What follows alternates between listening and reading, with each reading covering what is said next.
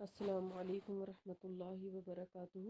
رب اشرح لی صدری ویسر لی امری واحلل عقدۃ من لسانی یفقہوا قولی۔ ربنا زدنا علما، اللہم فقہنا فی الدین، اللہم انی اسألک علما نافعا وعملا متقبلا ورزقا طیبا، آمین۔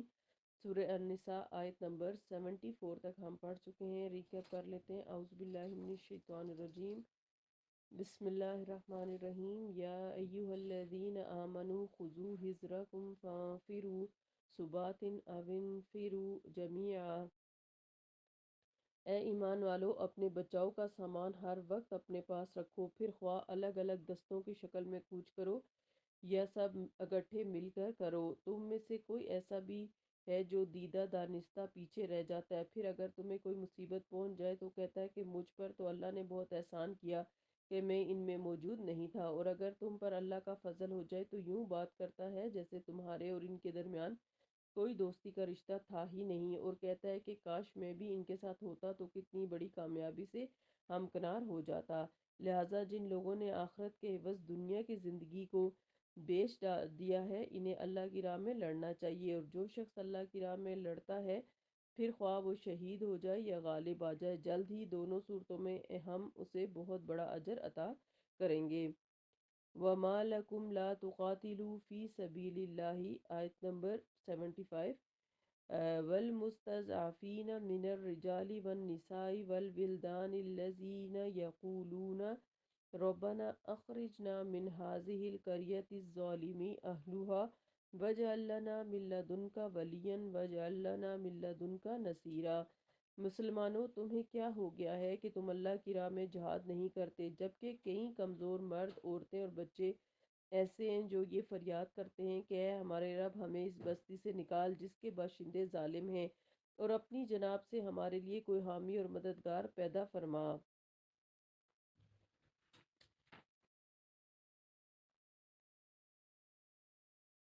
اس آیت میں ہجرت نہ کر سکنے والوں کے بارے میں بتایا جا رہا ہے کہ ان کمزور مسلمانوں، بیواؤں اور بچوں کی طرف اشارہ ہے جو مکہ یا بعض قبائل میں آباد تھے۔ وہ اسلام قبول کر چکے تھے مگر ہجرت کرنے پر قدرت نہیں رکھتے تھے، اور کافروں کے ظلم و تشدد برداشت کرنے پر مجبور تھے، اور اللہ سے دعا کیا کرتے تھے کہ یا اللہ، ان ظالموں سے رہائی کی کوئی صورت پیدا فرما دے، یا ہمارا کوئی حامی و مددگار بھیج جو ہمیں ان ظالموں کے پنجے سے نکال لے جائے۔ چنانچہ سیدنا ابو ہریرہ رضی اللہ عنہ فرماتے ہیں کہ رسول اللہ صلی اللہ علیہ وسلم ایسے لوگوں کے حق میں نماز میں رکوع سے سر اٹھانے کے بعد دعا فرماتے، یا اللہ، ولید بن ولید، سلمہ بن ہشام، عیاش بن ابی ربیعہ اور دوسرے ناتواں مسلمانوں کو جو مکہ میں ہیں کافروں کی قید سے چھڑا دے۔ یا اللہ، مضر کے کافروں پر سخت گرفت فرما اور ان پر ایسا قید بھیج جیسا یوسف علیہ السلام کے زمانے میں قید پڑا تھا۔ صحیح بخاری کی حدیث ہے۔ اور سیدنا عبداللہ بن عباس رضی اللہ عنہ جب یہ آیت پڑھا کرتے تو یہ کہا کرتے کہ میں اور میری ماں دونوں مکہ میں ان لوگوں میں سے تھے جنہیں اللہ نے معذور رکھا تھا۔ یہ بھی صحیح بخاری کی حدیث ہے۔ اس آیت میں مسلمانوں کو ایسے ہی کمزور اور ناتواں مسلمانوں کی مدد کو پہنچنے اور انہیں ظالموں سے جہاد کر کے ان کے ظلم سے بچانے کی ترغیب دی جا رہی ہے۔ آیت نمبر 76۔ الذین آمنوا یقاتلون فی سبیل اللہ والذین کفروا یقاتلون فی سبیل الطاغوت فقاتلوا اولیاء الشیطان ان کید الشیطان کان ضعیفا۔ جو لوگ ایمان لائے ہیں وہ تو اللہ کی راہ میں جنگ کرتے ہیں، اور جو کافر ہیں وہ طاغوت کی راہ میں، سو ان شیطان کے دوستوں سے خوب جنگ کرو، یقیناً شیطان کی چال کمزور ہے۔ وقتی اور سیاسی اتحاد شیطانی اتحاد ہے جس کی بنیاد کمزور ہوتی ہے۔ یہاں پر طاغوت سے مراد سرداران قریش کی اپنی اپنی چودراہٹیں اور اسی طرح یہودیوں اور دوسرے قبائل عرب کے سرداروں کی سرداریاں ہیں جن کی بنا پر ان کا عوام پر تسلط قائم تھا۔ جوں جوں اسلام کو اللہ نے ترقی دی تو ان سرداروں کو اپنی سرداریاں متزلزل اور ڈگمگاتی نظر آنے لگیں، اس لیے انہوں نے مسلمانوں کے خلاف محاذ آرائی شروع کر دی، گویا مسلمانوں کے خلاف تمام اسلام دشمن قومیں متحد ہو کر اسلام کو مٹانے پر آمادہ ہو جاتی تھی، اور اسلام کے مقابلے میں کفر کا یہ اتحاد دراصل شیطانی اتحاد تھا، اور یہ محض وقتی اور سیاسی اتحاد ہوتا تھا، ورنہ اس اتحاد میں شامل قوموں کے باہمی اختلافات بدستور موجود تھے، لہٰذا اللہ تعالیٰ نے مسلمانوں کو ہدایت فرمائی کہ اس شیطانی لشکر کا پوری ہمت اور جرات کے ساتھ مقابلہ کرو، کیونکہ ان کے اتحاد کی بنیاد ہی کمزور ہے۔ اگلی آیت، الم تر الی الذین قیل لہم کفوا ایدیکم واقیموا الصلاۃ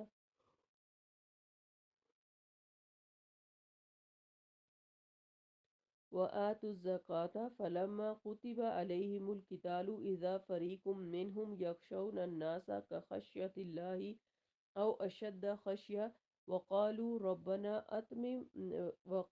ربنا لما كتبت علينا القتال لولا أخرتنا إلى أجل قريب قل متاع الدنيا قليل والآخرة خير لمن اتقى ولا تظلمون فتیلا۔ کیا آپ نے ان لوگوں کے حال پر غور نہیں کیا جن سے کہا گیا کہ ابھی جنگ سے ہاتھ روکے رکھو؟ یعنی مسلمان جب مکہ میں تھے اور ان پر ظلم و ستم ہو رہے تھے تو وہ چاہتے تھے کہ مقابلہ کریں، لیکن اللہ تعالیٰ نے ان سے کہا کہ ابھی نہیں، ابھی تم چونکہ تعداد میں بھی کم ہو، طاقت میں بھی کم ہو، تو ابھی نہیں، ابھی کیا کرو، واقیم الصلاۃ وآتوا الزکاۃ، کہ صرف نماز قائم کرو اور زکوٰۃ ادا کرو۔ پھر جب ان پر جہاد فرض کیا گیا، یعنی جب وہ مدینہ آ گئے جہاد ہجرت کر کے، تو اب ان سے کہا گیا کہ جہاد کرو۔ تو ان میں سے کچھ لوگ لوگوں سے یوں ڈرنے لگے جیسے اللہ سے ڈرنا چاہیے، یا اس سے بھی زیادہ، اور کہنے لگے اے ہمارے رب، تو نے ہم پر جنگ کیوں فرض کر دی، ہمیں مزید کچھ عرصے کے لیے کیوں مہلت نہ دی؟ آپ ان سے کہیے دنیا کا آرام تو چند روزہ ہے اور ایک پرہیزگار کے لیے آخرت ہی بہتر ہے، اور تم پر ذرا برابر بھی ظلم نہیں کیا جائے گا۔ مکہ میں جہاد کی بندش تھی، یعنی مکہ میں مسلمانوں پر قریش مکہ نے جو ظلم و ستم ڈھائے تھے، ان کا نشانہ صرف غلام مسلمان ہی نہیں تھے، بلکہ آزاد اور معزز قسم کے مسلمانوں کو بھی ان لوگوں نے طرح طرح سے عرصہ حیات ان پر تانگ کر رکھا تھا، حتیٰ کہ خود رسول اللہ صلی اللہ علیہ وسلم کو ان لوگوں کے ہاتھوں متعدد بار ایذائیں پہنچی۔ اس وقت بعض جرات مند مسلمانوں نے رسول اللہ صلی اللہ علیہ وسلم سے ان لوگوں کے ساتھ جنگ کی اجازت چاہی، تو آپ صلی اللہ علیہ وسلم نے فرمایا کہ ابھی مجھے جنگ کی اجازت نہیں دی گئی، لہٰذا تم بھی ان مصائب کو صبر سے برداشت کیے جاؤ اور اپنی تمام تر توجہ نماز کے قیام اور زکوٰۃ کی ادائیگی پر مرکوز رکھو۔ چنانچہ سیدنا عبد الرحمن بن عوف رضی اللہ عنہ، جو السابقون الاولون میں سے تھے، انہی لوگوں میں سے تھے جو جنگ کی اجازت چاہ رہے تھے، جیسا کہ درجدار حدیث سے معلوم ہوتا ہے۔ سیدنا ابن عباس رضی اللہ عنہما سے روایت ہے کہ سیدنا عبد الرحمن بن عوف رضی اللہ عنہ اور ان کے ساتھی مکہ میں نبی اکرم صلی اللہ علیہ وسلم کے پاس آئے اور کہا، اللہ کے رسول، ہم عزت والے تھے جبکہ ہم مشرک تھے، پھر جب ایمان لائے تو ذلیل ہو گئے۔ آپ صلی اللہ علیہ وسلم نے فرمایا، ابھی مجھے درگزر کرنے کا حکم دیا گیا ہے، لہٰذا جنگ نہ کرو۔ پھر جب اللہ نے ہمیں مدینے منتقل کر دیا تو ہمیں جنگ کا حکم دیا گیا، اور بعض لوگ جنگ سے رک گئے تو اللہ تعالیٰ نے یہ آیت نازل فرمائی۔ تو سوال یہ پیدا ہوتا ہے کہ کیا وہی ساری کی ساری قرآن میں محصور ہے؟ یہاں چند امور کی وضاحت ضروری ہے کہ پہلی بات تو یہ ہے کہ سورہ نساء مدنی دور میں غزوہ احد اور غزوہ احزاب کے درمیان عرصے میں نازل ہوئی تھی، اور اس آیت کے الفاظ کی لَلَهُمْ كُفُّوا أَيْدِيَكُمْ، یعنی اپنے ہاتھوں کو ابھی روکے رکھو، کہ مکی دور میں مسلمانوں کو ہاتھ اٹھانے سے روکا گیا تھا، حالانکہ قرآن کی ان مکی صورتوں میں ایسا کوئی حکم واضح نہیں۔ اب دو ہی صورتیں ممکن ہیں، ایک یہ کہ رسول اللہ صلی اللہ علیہ وسلم کو بذریعہ وحی خفی کوئی ایسا حکم ملا جس کی بعد میں مدنی دور میں اس آیت کے ذریعے سے توثیق کر دی گئی، اور دوسری صورت یہ ہے کہ یہ آپ صلی اللہ علیہ وسلم کا ذاتی اجتہاد ہو کہ اس انقلابی تحریک کے آغاز میں مسلمانوں کو قطعاً ہاتھ اٹھانا نہیں چاہیے۔ آپ صلی اللہ علیہ وسلم کے اس اجتہاد پر چونکہ اللہ تعالیٰ کی طرف سے کوئی نکیر اور وارد نہیں ہوئی، لہٰذا یہ اجتہاد وحی تقریری کی حیثیت رکھتا ہے۔ اس سے ان لوگوں کا رد ہوا جو کہتے ہیں کہ وہی تمام تر قرآن میں محصور ہے، یعنی اللہ تعالیٰ آپ کو قرآن پاک کے علاوہ بھی احکامات دیا کرتے تھے جو حدیث کی شکل میں موجود ہیں۔ مکی دور میں ہاتھ نہ اٹھانے یا عدم تشدد کے فائدے کیا تھے کہ دوسری یعنی 13 سالہ طویل دور جو مکہ میں تھا، جبکہ مسلمانوں پر کفار انتہائی شدید قسم کے مظالم ڈھا رہے تھے، مسلمانوں کو ہاتھ اٹھانے یا مدافعت کرنے سے کیوں روکا گیا؟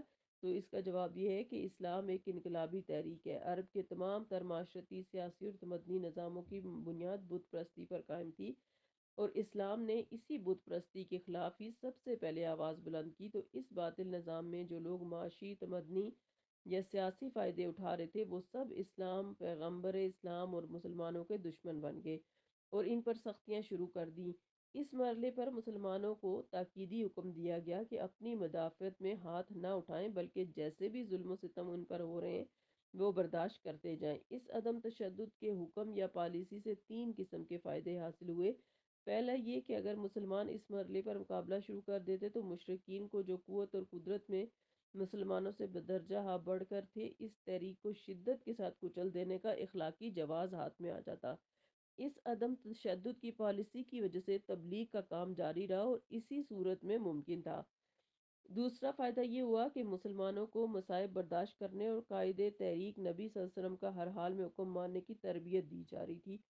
اور تیسرا فائدہ یہ ہوا کہ غیر جانبدار قسم کے لوگوں کی خاموش اکثریت کی ہمدردیاں مسلمانوں سے وابستہ ہو گئیں، کیونکہ ہر انسان ناروا ظلم سے تباً نفرت کرتا ہے۔ رسول اللہ صلی اللہ علیہ وسلم پر جب پہلی وحی نازل ہوئی اور آپ صلی اللہ علیہ وسلم گھبرائے ہوئے گھر آئے تو سیدہ خدیجہ رضی اللہ عنہا آپ صلی اللہ علیہ وسلم کو اپنے چچا زاد بھائی ورقہ بن نوفل کی ہاں لے گئیں، جنہوں نے تمام ماجرا سن کر کہا، کاش میں اس وقت تک زندہ رہوں جب آپ کی قوم آپ کو مکہ سے نکال دے گی۔ ورقہ کی یہ بات سن کر آپ صلی اللہ علیہ وسلم کی حیرت کی انتہا نہ رہی کہ جو قوم آج تک مجھے اپنی آنکھوں کا تارا سمجھتی ہے، وہ کل کو مجھے مکہ سے نکال دے گی۔ چنانچہ آپ صلی اللہ علیہ وسلم نے نہایت تعجب سے ورقہ سے یہی سوال کیا، تو اس نے کہا کہ جو نبی بھی ایسی دعوت لے کر آیا، اس کی قوم نے اس کے ساتھ ایسا ہی سلوک کیا۔ یہ بخاری کی حدیث ہے۔ ورقہ کی اس اطلاع کا آپ صلی اللہ علیہ وسلم پر یہ اثر ہوا کہ آپ صلی اللہ علیہ وسلم نے اپنی دعوت کو ناکامی سے بچانے کی خاطر اس کا آغاز نہایت خفیہ طریقے سے اپنے گھر سے کیا، اور گھر کے درج ذیل افراد فوراً آپ صلی اللہ علیہ وسلم پر ایمان لے آئے۔ آغاز وحی کے وقت اسلام لانے والے میں آپ صلی اللہ علیہ وسلم کی جان نثار بیوی سیدہ خدیجہ رضی اللہ عنہا، جن کی عمر اس وقت 55 سال تھی، آپ صلی اللہ علیہ وسلم کے غلام زید بن حارثہ رضی اللہ عنہ، جو فی الحقیقت سیدہ خدیجہ کبریٰ کے غلام تھے، لیکن انہوں نے اسے آپ صلی اللہ علیہ وسلم کو دے دیا تھا۔ سیدنا علی بن ابی طالب رضی اللہ عنہ، جو آپ صلی اللہ علیہ وسلم کے چچا ابو طالب کے بیٹے تھے، آپ صلی اللہ علیہ وسلم کے زیر کفالت اور آپ صلی اللہ علیہ وسلم ہی کے گھر میں رہتے تھے۔ اس وقت ان کی عمر ایک روایت کے مطابق 8 سال اور دوسری کے مطابق 10 سال تھی۔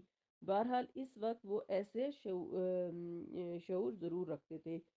اولاد نبی صلی اللہ علیہ وسلم میں آپ کی اولاد میں سے ایسا کوئی بھی نہ تھا جو اس وقت آپ صلی اللہ علیہ وسلم پر ایمان لاتا۔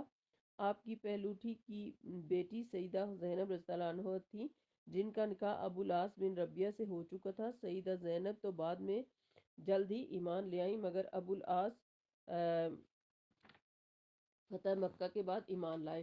تاہم ابو العاص کے ساتھ سیدہ زینب رضی اللہ اور رسول اللہ صلی اللہ علیہ وسلم سے تعلقات ہمیشہ خوشگوار رہے، اور آپ صلی اللہ علیہ وسلم اپنے داماد سے خوش رہے۔ صحیح بخاری کی حدیث ہے۔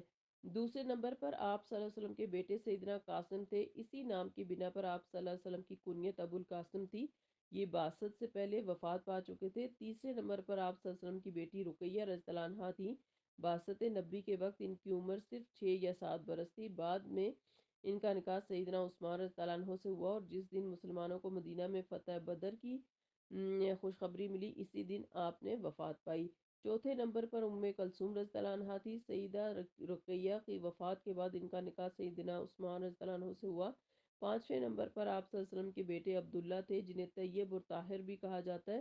یہ سن بلوغ کو پہنچنے سے قبل ہی فوت ہو گئے۔ چھٹے نمبر پر آپ صلی اللہ علیہ وسلم کی سب سے چھوٹی بیٹی سیدہ فاطمہ رضی اللہ عنہا تھی، جن کی عمر اس وقت صرف 1 سال تھی۔ 15 برس کی عمر میں آپ کا سیدنا علی رضی اللہ عنہ سے نکاح ہوا، اور رسول اللہ صلی اللہ علیہ وسلم کی وفات کے وقت آپ کی اولاد میں سے صرف یہی زندہ تھی۔ 6 ماہ بعد یہ بھی فوت ہو گئیں۔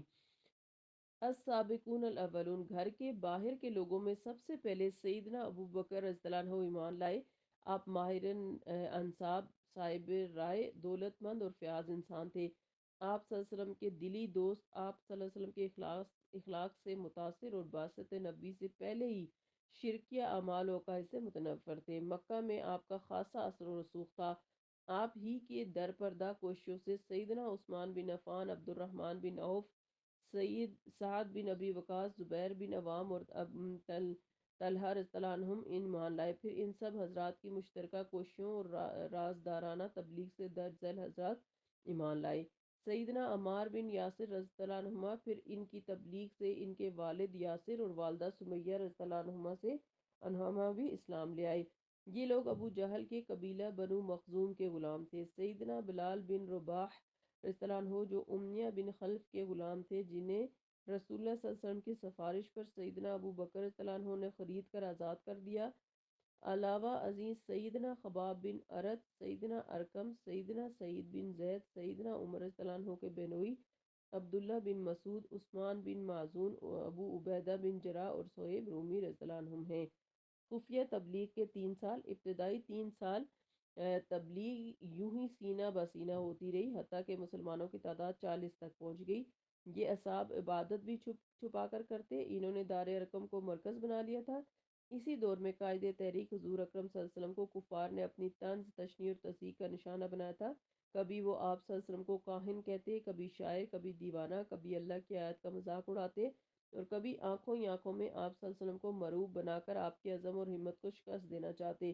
اس دور میں مشرکین مکہ کا مسلمانوں پر دباؤ کتنا تھا اور کسی فرد کا اسلام لانا کس قدر کٹھن اور جان جوکھوں کا کام تھا، اس کا اندازہ اس واقعے سے ہوتا ہے جسے سیدنا ابو ذر غفاری رضی اللہ عنہ نے اپنے اسلام لانے سے متعلق خود بیان کیا، اور جسے ہم نے بخاری سے سورہ انفال کی آیت 26 کے حاشیے میں درج کیا تھا۔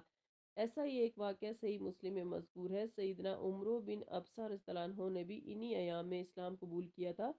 عمرو ایام جہالت ہی میں یہ عقیدہ رکھتے تھے کہ تمام لوگ مشرک اور گمراہ ہیں۔ جب انہوں نے سنا کہ مکہ میں ایک شخص آسمانی خبریں بیان کرتا ہے تو وہ فوراً سوار ہو کر آپ صلی اللہ علیہ وسلم کی خدمت میں پہنچے اور فوراً اسلام لے آئے۔ آپ صلی اللہ علیہ وسلم نے انہیں ضروری احکام کی تعلیم دی اور مشورہ دیا کہ فی الحال اپنے وطن واپس چلے جاؤ، اور جب تم سنو کہ اسلام کو غلبہ ہو گیا تو پھر تم میرے پاس آنا۔ یہ صحیح مسلم کی حدیث ہے، اور یہ وہی مشورہ تھا جو اس سے پہلے آپ صلی اللہ علیہ وسلم نے سیدنا ابو ذر غفاری رضی اللہ عنہ کو بھی دیا تھا، اور یہ مشورہ آپ صلی اللہ علیہ وسلم نے ان 9 مسلموں سے ہمدردی کی خاطر دیتے تھے۔ مکہ میں تو یہ حال تھا کہ جس شخص کے متعلق پتہ چل جاتا کہ وہ مسلمان ہو گئے، اس کی شامت آ جاتی تھی۔ پھر ان سب مسلمانوں کو جتنا دکھ پہنچتا تھا، اکیلے رسول اللہ صلی اللہ علیہ وسلم کو بھی اتنا ہی دکھ پہنچ جاتا تھا، کیونکہ آپ صلی اللہ علیہ وسلم رحمت للعالمین تھے اور درد مند دل رکھتے۔ علاوہ ازیں معاشی مسئلہ بھی پیدا ہو جاتا تھا، جسے حل کرنے پر اس وقت مسلمان کچھ قدرت نہیں رکھتے تھے۔ علن اعلان تبلیغ اور اس کے اثرات۔ نبوت کے پہلے 3 سال تبلیغ کا یہی انداز رہا۔ پھر جب سورہ شعراء آیت نمبر 26 آئی کہ وَأَنذِرْ عَشِيرَتَكَ الْأَقْرَبِينَ، اپنے قریبی رشتہ داروں کو ڈرائیے کا فرمان نازل ہوا، تو آپ صلی اللہ علیہ وسلم نے یکے بعد دیگرے 3 بار اپنے قبیلے والوں کو اکٹھا کیا اور ان پر اسلام پیش کیا، مگر ہر بار ابو لہب ہی آڑے آیا اور مخالفت میں پیش رہا۔ ان 3 برسوں کے بعد اب پہلا خفیہ طریقہ تبلیغ نہ رہا، اور مشرکین کو کسی نہ کسی حد تک یہ بھی معلوم ہو چکا تھا کہ کون کون اسلام لا چکا ہے، لہٰذا انہوں نے اسلام، پیغمبر اسلام اور مسلمانوں کو سختی سے کچل ڈالنے کے مشن کو پہلے سے تیز تر کر دیا۔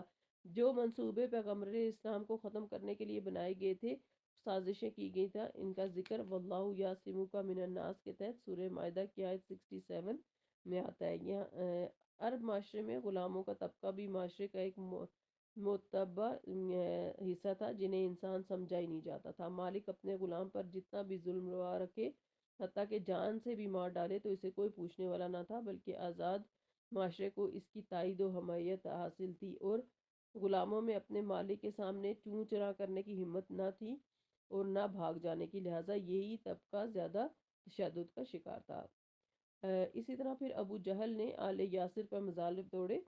ابو جہل کا مسلمانوں پر جبر و ستم ڈھانے کا طریقہ کار یہ تھا کہ اگر اسلام لانے والا کوئی آزاد، معزز اور طاقتور آدمی ہوتا تو اسے برا بھلا کہنے، ذلیل اور رسوا کرنے اور اس کے مال و جاہ کو نقصان پہنچانے کی کوشش کرتا، اور عرب کے قبائلی نظام میں وہ اس سے زیادہ کچھ کر بھی نہیں سکتا تھا، اور اگر اسلام لانے والا کوئی غلام یا کمزور ہوتا تو اسے خود بھی مارتا اور دوسروں کو بھی ایذا رسانی پر اکساتا رہتا۔ وہ اس معاملے میں نہایت سنگ دل واقعہ ہوا تھا۔ آل یاسر یعنی سیدنا عمار رضی اللہ عنہ، ان کے والد یا یاسر اور والدہ سمیہ رضی اللہ عنہ اسلام لا چکے تھے۔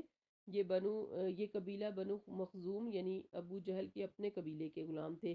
ان پر ابو جہل نے خوب مشق و ستم اور ظلم و ستم کیے اور اس قدر مظالم ڈھائے کہ یاسر ان کتاب نہ لا کر راہی سفر آخرت ہوئے۔ ان کی بیوی سمیہ کو اس بدبخت نے شرمگاہ میں نیزہ مار کر ہلاک کر دیا۔ اسلام میں یہ پہلی شہیدہ ہیں جو اس بے دردی اور بے رحمی سے شہید کی گئیں۔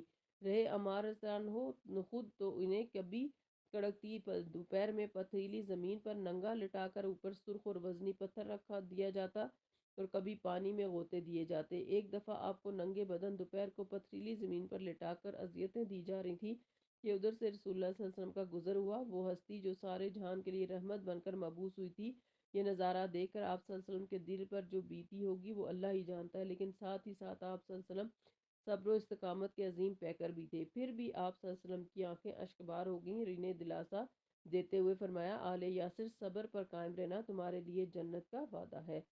اسی طرح پھر امیہ بن خلف جو کہ بلال رضی اللہ عنہ کا آقا تھا، اور اس نے بلال رضی اللہ عنہ کے ساتھ یعنی ان کے گلے میں رسی ڈال کر انہیں گلی کے محلے کے اوباش لڑکوں کے حوالے کر دیتا اور وہ انہیں مکہ کے پہاڑوں کی وادیوں میں گھسیٹتے پھرتے، جس سے بدن زخمی ہو جاتا اور گلے میں رسی کا نشان پڑ جاتا۔ خود امیہ انہیں رسی سے باندھ کر ڈنڈے مارتا، کبھی چلچلاتی دھوپ میں بٹھائے رکھتا اور کھانے پینے کو کچھ نہ دیتا اور سینے پر بھاری پتھر رکھ دیتا۔ پھر کہتا، اللہ کی قسم تو اسی طرح پڑا رہے گا جب تک کہ تو مر جائے یا پھر تو محمد صلی اللہ علیہ وسلم کے ساتھ کفر کرے۔ لیکن ایمان کا مزہ بھی کچھ عجیب ہوتا ہے۔ آپ رضی اللہ عنہ یہ سب تکلیفیں برداشت کرتے مگر زبان سے احد احد ہی پکارتے۔ اسی طرح سیدنا بلال کے ذریعے سے امیہ بن خلف کی دردناک موت ہوئی۔ اب حالات یوں پلٹا کھایا حالات نے کہ جنگ بدر میں میدان مسلمانوں کے ہاتھ رہا۔ جاہلیت کے دور میں امیہ بن خلف اور عبد الرحمن بن عوف میں دوستی تھی۔ جب مسلمان کافروں کو گرفتار کر رہے تھے اور مال غنیمت اکٹھا کر رہے تھے، اس وقت سیدنا عبد الرحمن بن عوف چند زریں سنبھالے جا رہے تھے۔ امیہ نے انہیں دیکھا اور پکار کر کہا، تمہیں میری ضرورت ہے، میں تمہاری ان زروں سے بہتر ہوں۔ امیہ کا مطلب یہ تھا کہ اگر عبد الرحمن بن عوف مجھے قیدی بنا کر اپنی پناہ میں لے لے تو کم از کم میری جان تو محفوظ رہے گی، اور اگر زندہ رہا تو انہیں اس کام کا اتنا معاوضہ دوں گا جو ان زروں سے کہیں بہتر ہے۔ عبد الرحمن بن عوف رضی اللہ عنہ خود فرماتے ہیں کہ میں امیہ بن خلف اور اس کے بیٹے علی دونوں کو گرفتار کر کے آگے بڑھا ہی تھا کہ اتفاق سے سیدنا بلال رضی اللہ عنہ کی نظر امیہ بن خلف پر پڑ گئی۔ امیہ کو دیکھتے ہی انہیں وہ زمانہ یاد آ گیا جب امیہ ان پر مشق و ستم کیا کرتا تھا۔ وہ فوراً اٹھے اور او کفر کا سر امیہ بن خلف، آج یا تو میں زندہ رہوں گا یا یہ زندہ رہے گا۔ میں نے سیدنا بلال کو بتیرا سمجھایا کہ یہ میرا قیدی ہے، مگر وہ کسی صورت نہ مانے اور انصار کو بلا کر وہی بات کہی، آج یا میں زندہ رہوں گا یا یہ کفر کا سر۔ چنانچہ ان لوگوں نے ہمیں گھیرے میں لے لیا اور میں ان کا بچاؤ کر رہا تھا، بلکہ اپنے آپ کو امیہ پر ڈال رہا تھا، مگر ہجوم کے سامنے میری کچھ پیش نہ گئی اور ان لوگوں نے امیہ کو میرے نیچے سے نکال کر باپ اور بیٹے دونوں کو بے دردی سے قتل کر دیا۔ مرنے سے پہلے امیہ نے ایسی دردناک چیخ ماری جیسے میں نے کبھی پہلے نہیں سنی تھی۔ سیدنا عبد الرحمن بن عوف رضی اللہ عنہ کہا کرتے تھے، اللہ تعالیٰ بلال پر رحم فرمائے، جنگ بدر کے دن میری زریں بھی گئیں اور میرے قیدی کے بارے میں مجھے تڑپا بھی دیا۔